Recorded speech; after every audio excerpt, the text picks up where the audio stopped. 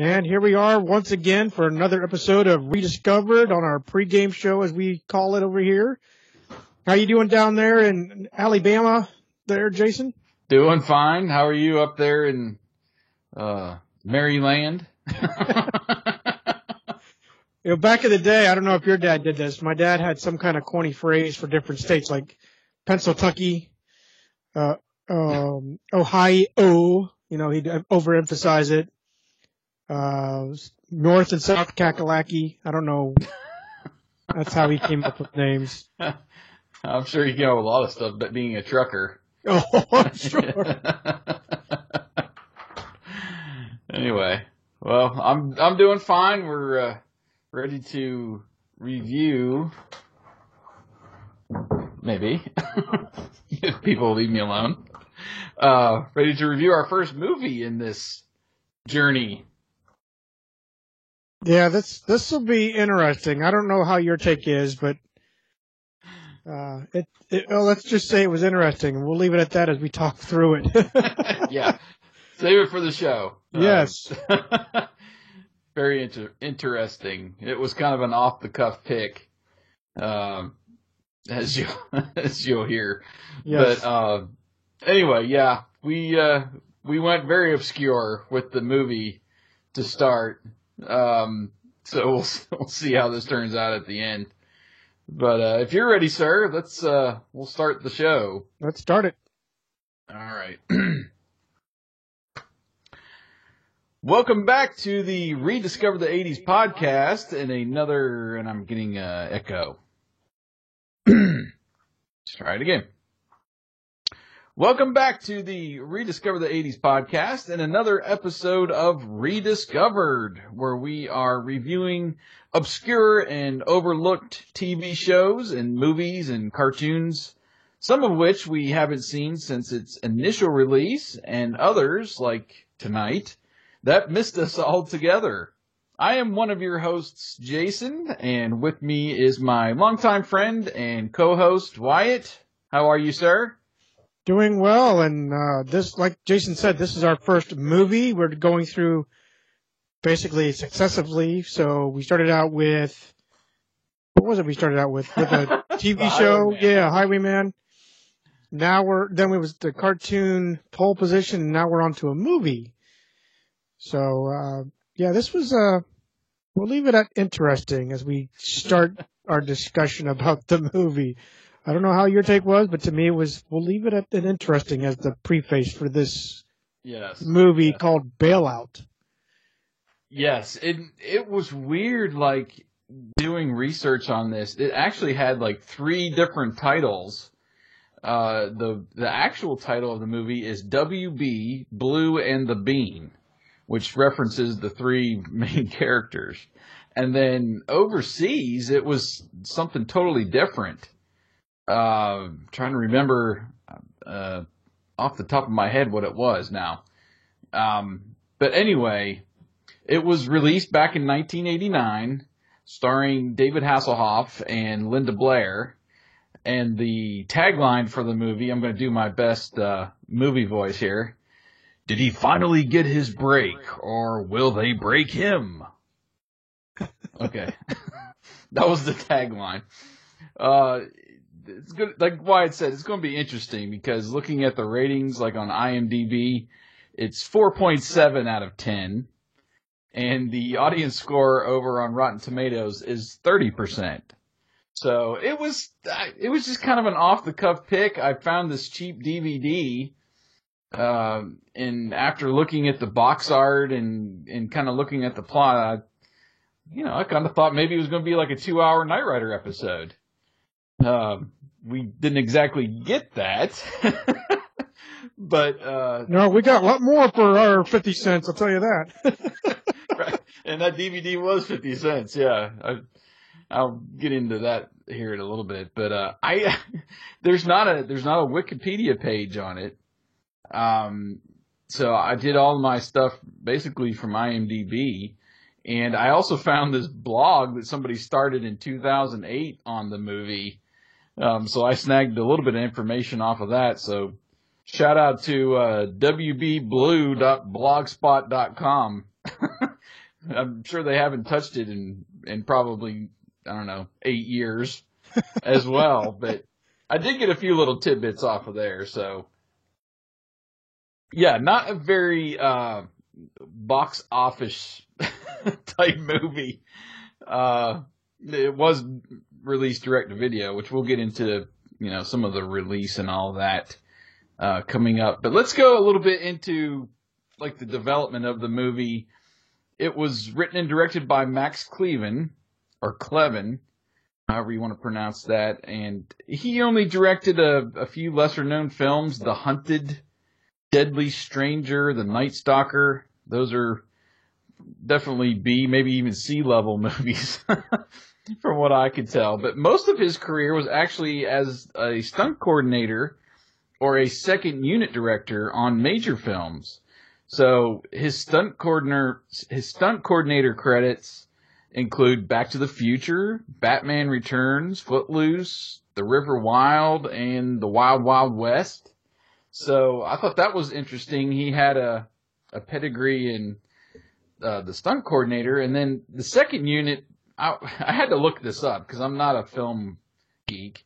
And I know you watch movies, but I'm not sure you would know what a second unit director is. But I had to look it up, and he is basically in charge of the crew who shoots the supplementary footage. So all the like establishing shots, the stunts, the inserts into the movie, and the cutaways, all of that is basically in charge of the second unit. They don't film with the main actors and all of that. But his credits for, being the second unit director included Footloose, Back to the Future 2 and 3, Who Framed Roger Rabbit, Batman Returns, The River Wild, Robin Hood. I forget what that means. I almost said Robin Hood Men in Tights. Robin Hood, Prince of Thieves, and then the 2002 Spider-Man, which was the first in the Tobey Maguire series. So he did the second unit footage for all of those movies. So, I don't know.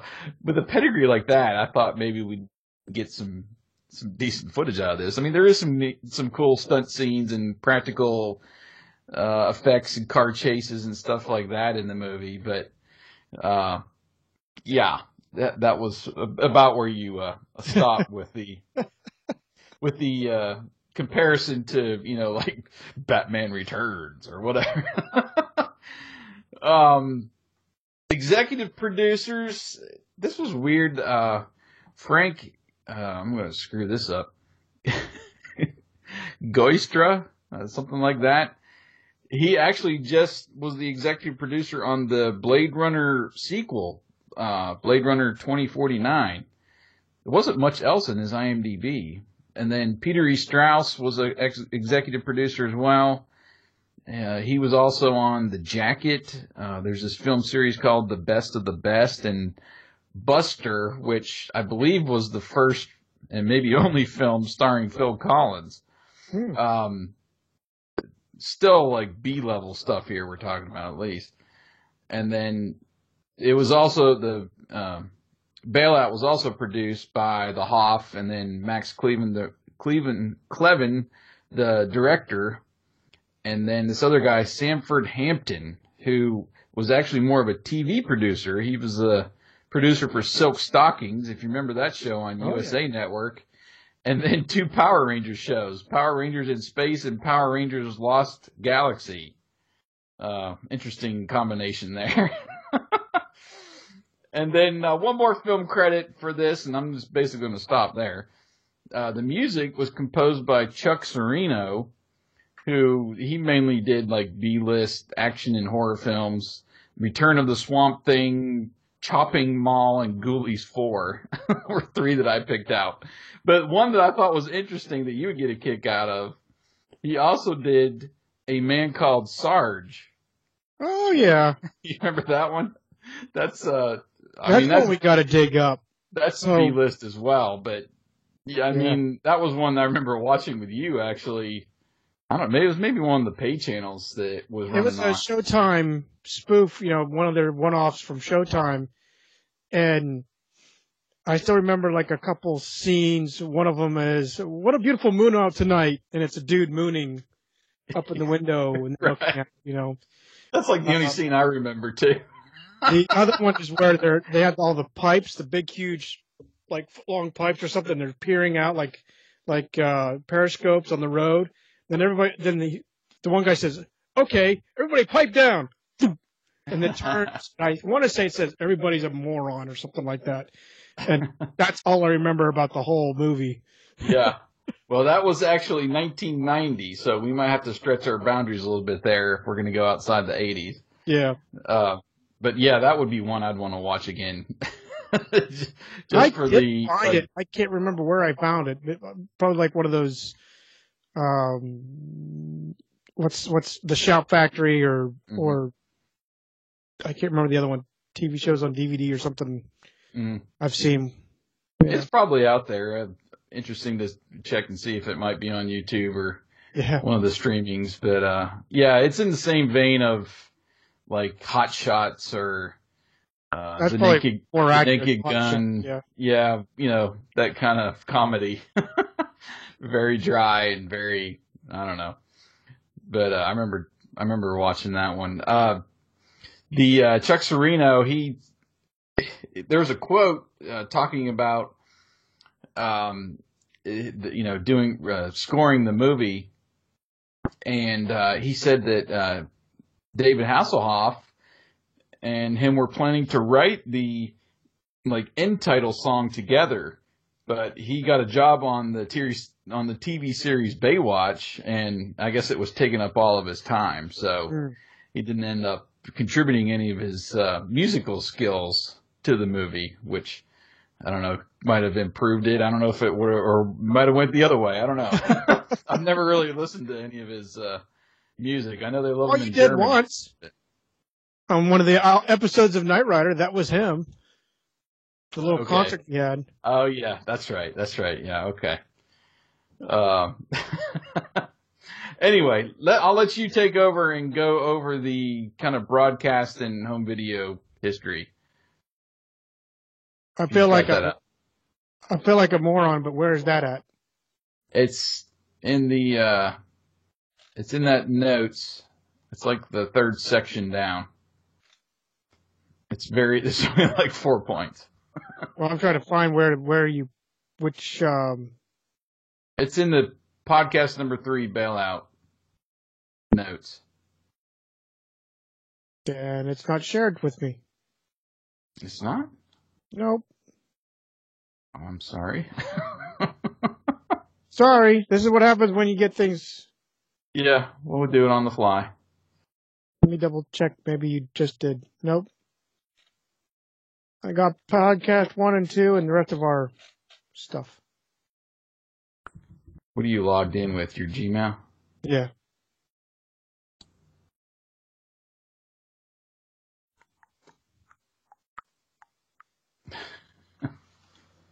I thought that was a shared folder.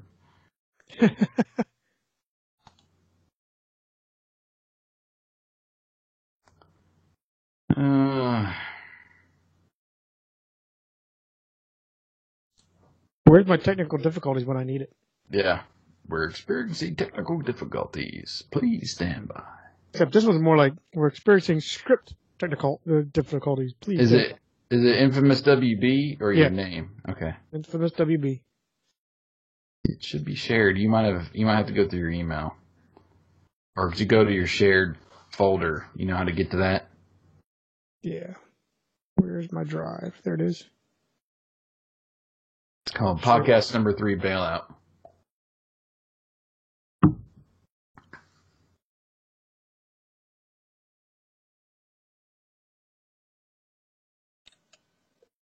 Okay, there we go. There you are. Okay. Under development. We're in the broadcast home video, right? Yep. Okay, take 364. So, like Jason said, it's a direct VHS video, which is probably why we didn't even know it existed for much of our life. It was delivered in 1989. Runtime was 88 minutes. There was a DVD that released 10 years later in 99. Then, that was the DVD that I found. Okay, the decade you were born, the 80s. Mm-hmm. That's what Jason said. It's available on streaming via Amazon Prime. We looked at it through YouTube channels by, I'll just spell it.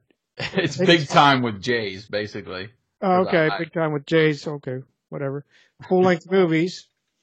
And essentially the plot was there's 3 modern-day LA bounty hunters known only by their code names.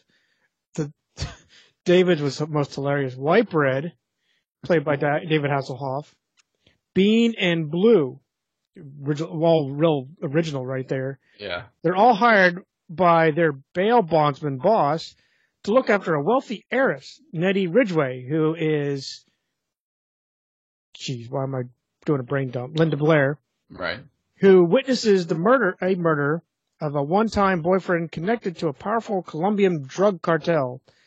When Nettie is abducted and taken to the cartel's hideout in Mexico, the trio are forced to travel south of the border to try to rescue her in time for her to testify against her boyfriend's killers. And so that's our synopsis. And the main cast, we'll go real quick.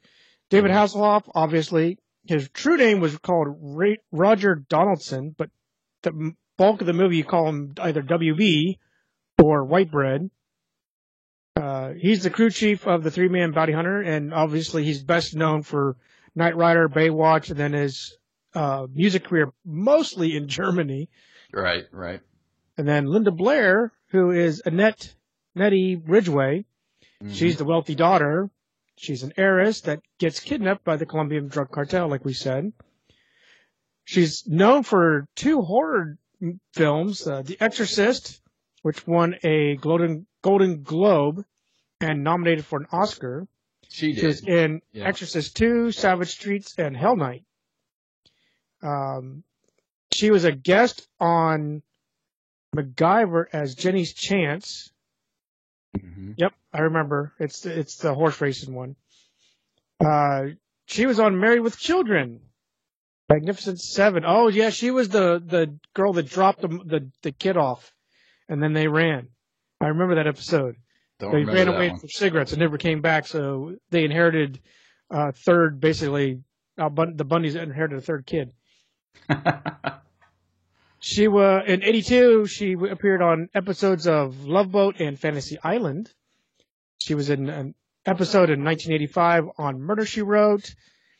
She has some voice credits to include an episode of Extreme Ghostbusters and Godzilla the series. That was in the 90s. Yeah. I've actually watched the Godzilla series. I'm huge into Godzilla, and that was like a continuation from the movie with Ferris Bueller, Matthew Broderick. Yeah. Which actually is a guilty pleasure, I'll say. Most people hate it, but I actually enjoyed it. But she has some credits in there. Movies, the original or any others. So, and I didn't even know there was a thing called Extreme Ghostbusters. So, yeah, it was a kind of a short-lived series in the, I think late 90s, like maybe 97, 98 in there. The only original Ghostbuster in there was Egon, and he had like a new team. Interesting. I've never watched it, but I just know a little bit about it. Then we get John Vernon, who died in 2005. He was Mr. Ridgway. Mm-hmm. We've seen him. I see him most like on Ernest, one of the Ernest movies. Yeah, he was the bad guy in the first one. Ernest Goes to Camp. He was that's where it was. The dude trying to shut the place down. Yeah, but he plays the father of Nettie, who makes a bad deal with the cartel which leads to the goddaughter's kidnapping. He's best known for Dirty Harry, Animal House, Outlaw Josie Wales, and Killer Clowns from Outer Space. Okay, that was obscure. Ernest Goes to Camp, like we just talked about. He was in 2 episodes of Knight Rider, Voodoo Night.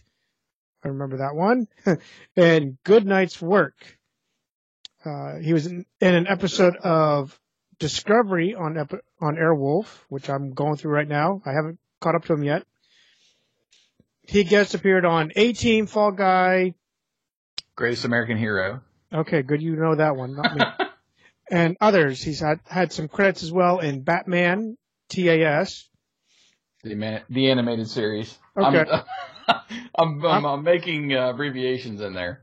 Maybe I don't need Jason writes the script. He does the homework on it. I don't. So. Yeah, he had some voice. This was his voice acting credits. Here, yeah. Matrix and the 1996 Incredible Hulk. Mm-hmm. Brings us down to Tony Brubaker, who plays Mason Walcock, a.k.a. Blue. He's the second part of the Bounty Hunter team. He has, according to IMDb, he has 216 stunt credits between 1970 and 2013. He played Mr. T's stunt double on the A-Team. Mm-hmm. Other acting credits are small roles in movies to include Commando, Blue Thunder, Tron, and Running Man. Guest TV roles on Airwolf, Dukes, Fall Guy, Magnum P.I., and a few others. Yeah, he was mainly known for his stunt work, obviously. So most of what I found on IMDb was he was like uncredited on a lot of that stuff. Even the small little parts he had during an episode or something or a movie. Right. Then we finally conclude with Thomas Rosales Jr. He plays Casper Garcia, a.k.a. Bean. He is the final team member of the Bounty Hunter crew. 183 stunt credits as well from 1973 to present day.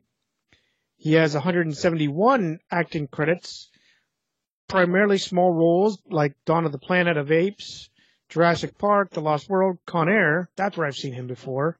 Mm-hmm. So Con Air is one of my guilty pleasures. I love that movie. Oh, it is great. And Speed. I think I've seen that once or twice. Anyway, then he appeared on shows like an episode of MacGyver, The Spoilers. He was in 5 episodes of the A-Team. I'll have to really look back for that one. And he was in Break In at Santa Paula on Airwolf. So yeah, I've probably seen him, and I just can't place him there. But I've seen him on Con Air. So yeah, he's like I wrote in the notes there. There's really too many TV credits to list. Right. He's just been on just a ton of stuff, and he's still going strong. So a lot is stunt work still. Like I saw one of his stunt credits was one of the Pirates of the Caribbean movies, and he's like 70 years old now. Yeah. So still rolling. And then there was just a couple of small little supporting cast actors I wanted to throw out there. Danny Trejo, or Trejo, I guess you would say. Most of the people would know him. He does all those, Sling TV commercials now, and he was in the movies like Machete, Desperado. He was in Con Air. Yeah, I recognize him from Con Air. He was Johnny 323 or something like that. Yes. He was in Heat and then the Spy Kids trilogy as well. Pretty well-known face there. He just had a brief role in the movie. And then the guy that plays Salazar, who is like the main bad guy in the cartel there, he had a few roles. He was one of the bad guys in Cliffhanger with Sylvester Stallone. He had a small part in the Italian Job remake, which I really like that movie. And then he's a regular now on that new Amazon TV series Bosch, if you've seen that. So didn't even know it existed. So that was those were just a couple other supporting cast members in the movie. There's a couple other ones in there that people may know, but mainly kind of B-list horror and actors that you'd have to be really a cult follower of those kind of mid or low level movies to know who they are. But thought I'd throw those couple more out there, and then I guess it's time to go ahead and get into our review. I I guess first let's go into some of our like favorite or least favorite scenes throughout the movie. As we're watching it, we had to stop and maybe take a note on. I'll let you go first. Well, there wasn't too many favorites, sadly. You know me and my memories, right? I recognize the mansion from the Foundation for Long Government. That's what they pull up in. I wonder why they use that there, David Hasselhoff. His nickname, White Bread, was kind of comical throughout the movie. Yeah. The A-Team jump sort of thing with the van was kind of cool for me. I like that it was basically a Chrysler commercial because most of the cars on there were like a Chrysler LeBaron or the older LeBarons, the big old cars they were using, or the old Plymouth Duster that the Bean rolls up in. And so I put a note here. I was like, could they given the Hoff a decent car? I mean, he's driving around in this Chrysler LeBaron convertible. And it sounds like it's on its last legs. You notice that? Oh, yeah, when he's like starting it up, you're wondering if it's going to start up, or just crap out on him right there. I mean, come on, man. You look at all of the, and I'm a victim of this because I'm a victim of this in music too. You look at the album cover, and sometimes you just make a purchase based on an album cover. Or back in the day when you're at the rental store, you see the video box, and you're like, oh, this looks good. And I looked at all of the, the VHS boxes and some of the DVD releases, and there's like explosions in the background. There's one where it's a total pose, like they pulled from Knight Rider or something for him. And there's this like red sports car doing a burnout or something on the cover. So I'm like, oh, this is going to be cool. And they give him a Chrysler LeBaron to drive around in that sounds like it's going to, quit at any moment. Yeah. I don't know. I guess that was probably my best favorite parts of the whole movie was that stuff. How about you? Well, I mean, there were some fun parts in it. I thought seeing the Hoff and, pretty much everyone, like, towards the end of the movie on horseback, like, like they're cowboys or something. I don't know. That was just comical to me. I'm like, hey, look, he can ride a horse. And even Linda Blair, when they were, down in Mexico trying to get her out. I also like the scene, like, towards the end when Linda Blair, she's like, come on, give me a gun already. She's like, give me a gun. They won't give her a gun. And then he finally gives her a gun when they're in the back of that truck. He like passes it to her, and all these guys are like riding up on horseback shooting at him. And she just starts picking them off one by one. Bam, bam, bam, bam, bam. And they're like, what? She's like, where'd you learn how to shoot? And she's like, Daddy's Gun Club. Yeah. I mean, I don't know. That was kind of a trope. It reminded me of Spaceballs when they shoot the girl's hair. Yeah. He shot my hair. Son of a... and she's just... It just reminded me of that. I mean, again, like you were, there wasn't a whole lot that I pulled out here that was like, oh, that was great, or that was a great scene. I didn't really have a lot. I mean, just the start of the movie where the dude is driving, I guess it was a Rolls or something, and the music is awful.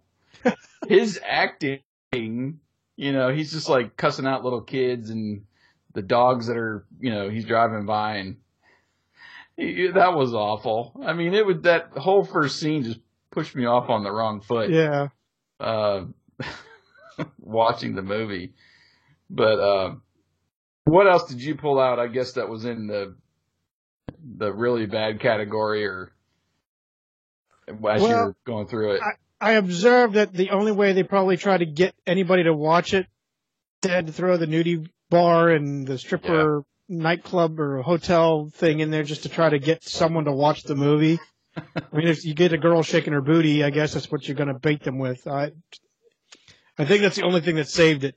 Yeah, it was weird. Just, I don't know, watching him in Knight Rider and then watching him in this movie. It's just weird seeing him cuss and, What I found was funny, right? So they go and have their briefings or meetings, whatever, in a strip club. But then the girl at the, hourly rate motel that walks out of the steam room that's stark naked, he just, hi, yeah, just need a room, yeah, just for, he's just doing that. I'm like, why are you being all modest now? You're sitting there in the freaking nudie bar. Playing virtual tennis with the girl. Seriously? It's like, that was crazy. He's just like playing virtual tennis, back and forth as they're talking. Yeah. Supposed to be a tennis instructor on the side. I did find one little connection as far as the motel, like, front clerk girl. Yeah. I was trying to remember what movie that they did that in before. And I actually remembered it was from this movie called Hot Dog the Movie. And it's these people that like have the ski competition, and it's been forever, but they did that in there. And it's funny because who was the stunt coordinator on Hot Dog the Movie? The director, Max Clavin. So he stole that. He stole that scene from that movie. So, it was, I was like, wow, little shock factor there. But what else you got? Maybe it was the style back in the 80s, early 90s, but the corny cowbell rhythm that they throw most of this freaking movie. I mean, it is catchy. Don't get me wrong. It was catchy, but it was like everything, like a TV episode, not for a freaking movie. Right. You play that once or twice in a movie and leave it be. You don't play it like it's a freaking Knight Rider theme for a show. I mean, really? And I guess I saw the guys all in the suits. It reminded me of Miami Vice. Like they all like, hey, I'm sorry? It was totally ridiculous. When they fly down to Mexico to go after the girl, and Hasselhoff's dressed in these like light khaki pants and like a white jacket out in the middle of, the desert and dirt. I'm like, what are you doing out there in a white shirt and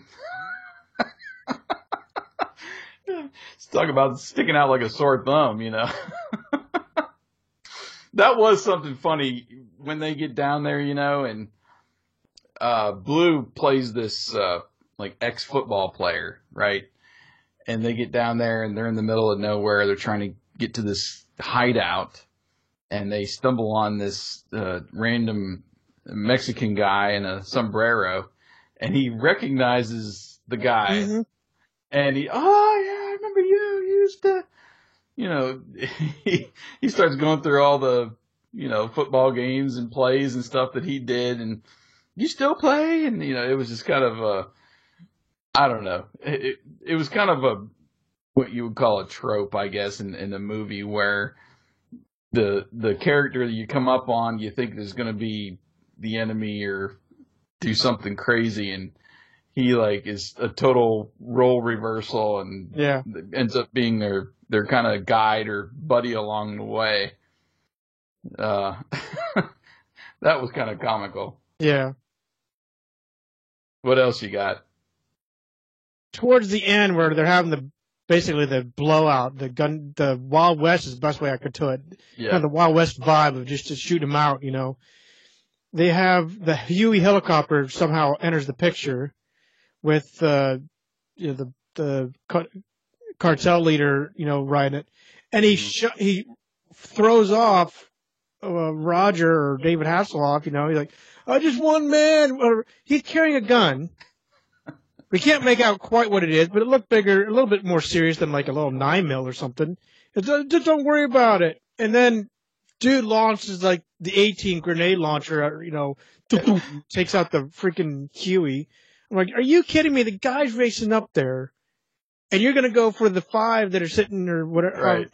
They're down the trail, right? It was kind of like a small sawed off or something. I mean, it obviously launched a missile. I've seen At least, that. I know at they least, launched a few of those all the time.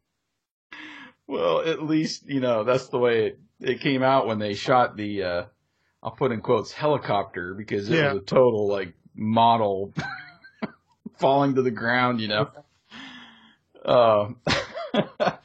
then the whole, he's got to, like, lay down and shoot. Yeah. It was ridiculous. Oh my gosh. But, The last thing I have is like the ending is when, they're on the phone. Well, dude's on the phone. Their bondsman or whatever is on the phone, and they're keying the mic on the airplane. They're getting ready to sail off, and they're trying to up the ante. What do you think she's worth? $250,000. Then the girl says, "You know what? I swore I saw at least $10 million in the safe back there." And they do a big U-turn to go back for that safe. And that's basically the end of the movie. And I'm just really, that was about it. This is going to be a short review, people. Yeah, well, I mean, I don't have too many notes either. I mean, again, it was just a lot of cliche stuff. When he, finally, when they rescue, Linda Blair, and then they're, like, driving to the motel, they get there, she does the whole, dupe thing there where she's like, I gotta take a shower. So she takes a shower and comes out. Why don't you take a shower? And then, he's thinking he's gonna get lucky, and she takes off with the car, leaves him there at the hotel. I mean, that's a cliche. Yeah. And then the whole, using the, gas company front to get past security and go after her in that van, when they are like the A-team there. That was a little ridiculous, but yeah, I mean, I don't know. It was just kind of, like I said, it was kind of weird watching a R-rated movie with Hasselhoff, and just the shooting people, cause he didn't shoot guns in Knight Rider, he just would jump in the car and they would shoot all day at him. Yeah, that's it. He didn't really, unless he's like pushing Goliath off a cliff or something. Yeah, there was no real like gunplay like would be in like Miami Vice, and this like played out totally like Miami Vice. He's like shooting people and they're falling back through windows, and oh yeah, I mean, they exaggerated. They're dead. Whoa! I can jump 50 feet because I got shot. The stunt doubles and all those stunt people were basically the stars in this movie. If you watch it and watch all their maneuvers and stuff after they get shot, and the people like flying off the horses and stuff when they get shot, it was just totally ridiculous when people are just smashing windows after they get shot and stuff. I mean, it was crazy. But again, that violence wasn't there in Knight Rider, so it's just hard to connect him with stuff this outside of Knight Rider. So this might have been what was keeping him in his apartment or whatever in L.A. before something big, landed. So I feel for him in a way. But it's like, dude, this was. I hope you got a serious chunk of change, because this was. Yeah, it was definitely. You would think that if you're going to get him, you're going to try to get the Knight Rider audience, and you're going to kind of play to what he's known for. And maybe that was all him, that he was like, oh, let's go off the cuff a little bit. Let's, throw in a lot more stuff than I could get away with on Knight Rider, and go kind of play up that angle more. And maybe, people see a different side of me or something. I don't get stuck in this character, but. I don't know. I would kind of be, if I was the director, I'd be like trying to put every single piece of Knight Rider, like the mansion, try to add everything in there. Give him a cool car, let him, do some stunts in the car and have a car chase. Not this piece of crap that he's driving around. Well, no offense to Chrysler, but not defending my Chryslers, but that one right there. I mean, that was the big thing back in the day. That Chrysler was like the to-do. Not that it was much. I admit that it wasn't much, but it was the one of the convertibles back in the day.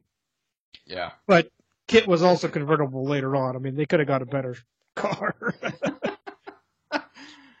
Yeah. So, all right. Well, again, I don't have too much to say. Apparently you don't. There wasn't a whole lot I really pulled out of this that I was going to be like, yeah, I'll, even that 50 cents I paid for the DVD, I'm like, yeah, I might just throw it away. Can I get my refund? Yeah, I mean, if you've got Amazon and you want to check it out, go check it out. But as far as like an overall review and whether to recommend people to go back and rediscover this or just leave it in the past, yeah, just let it rot. I'm sure Hasselhoff is letting it rot right now, you know. Well, we need more sound effects somewhere, because I'm thinking of the Price is Right kind of whammy, wah, wah, wah, wah, meow sound effect right now. So it's leave it buried in the past, really. If there's such a rating.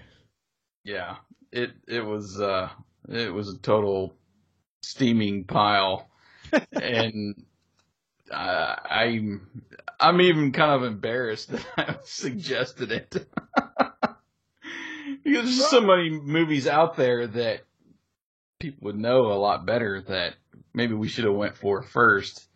But we got to change it up a little bit too. We can't just give thumbs up to everything, That's it. And we threw it out there just like we do. We randomly throw things out, what we can find and that's available, and we go with it. And that's part of the fun of this series, this Rediscovered, is I think it's going to be a little bit more dynamic than like we stick to Masscast or when we're going down memory lane with Memory Jogger. This is going to be fun, I think. Yeah. So we might find that we wasted a lot more time. Right. Well, but you've got to find the fun stuff out of this, if I do the research ahead of time, I would have been like, okay, so the director is actually more of a stunt coordinator, and two of the three main actors are, besides Linda Blair, are stuntmen versus actors. So this is a movie full of stuntmen turned actors and that's it. And director. So what do you expect? Very true. But anyway, if you feel, up for it just because maybe you're a Hasselhoff fan, I still would be like, yeah, there's probably better stuff out there that you can spend in 88 minutes of your time to watch. And we'll just leave this one, like you said, we'll just leave this one buried. So, all right, well, that's going to be a very short review on Rediscovered for this WB Blue and Bean bailout, whatever you want to call it, this movie. And next time we'll go back to a TV show. We'll look at our list and see what we can come up with. And I'm kind of liking this rotation. Now we can kind of move on to something else and something different. It's not all going to be, movies in a row or TV shows in a row. We can kind of get our... And movies, these are going to be shorter reviews. These aren't going to be huge because the material just isn't there. Right. That you would have in 13 episodes of whatever. So, anyway, any final thoughts before we leave this one lie? Thanks for watching and listening to us again on our episode of Rediscovered. Please continue to follow us. Find us on rediscoverthe80s.com. Find us on our social media networks. And we'll see you again next time for another episode of Rediscovered. Thank you. And for you people watching on YouTube that might want to click over, just don't do it, man. Do not do it. Even for the scenes we mentioned, yeah, that's not worth it. No. Oh my gosh. Yeah, I was definitely, after watching like the first 10 minutes, I'm like, oh my gosh, this is going to be a horrible steaming pile of cow dung. And I was right. I swear that they had to have tried to bribe people with the nude scenes. That's the only thing I could think of. Well, yeah, and it was probably just like you said, it was probably just a paycheck for him. Hey, come do this movie, you'll get this much money and take up, 2 weeks of your time. Whatever it was. They couldn't have taken long to film this. I don't know. I don't know why you would do something like this, but again, yeah, a paycheck probably. That's probably what it was, sadly, yeah. Well, for those of you watching on YouTube, if you've got any other suggestions, I know they'll probably be a lot better than this one. Just go ahead and leave that in the comments. If you've got any thoughts on this one, we'd love to hear those as well. Oh, yes. And, you can always just leave them right there in the comments on YouTube or hit us up on Twitter or whatever you want to do there. But we appreciate everybody, as always, watching over there on YouTube, and leave your suggestions, and we'll be cranking out more podcasts. We've been, gosh, this is, 3 in 1 week we've actually recorded. Oh, I know. What happens when the family goes on vacation? Crank out a lot more. We won't be releasing them that quick, but no. Yeah, this has been fun, man. I like, again, the variety. We keep talking about it, but going from show to show and doing something different each time just kind of keeps it fresh. I agree. So thanks again, and I guess we'll catch you next time, fans. Yep.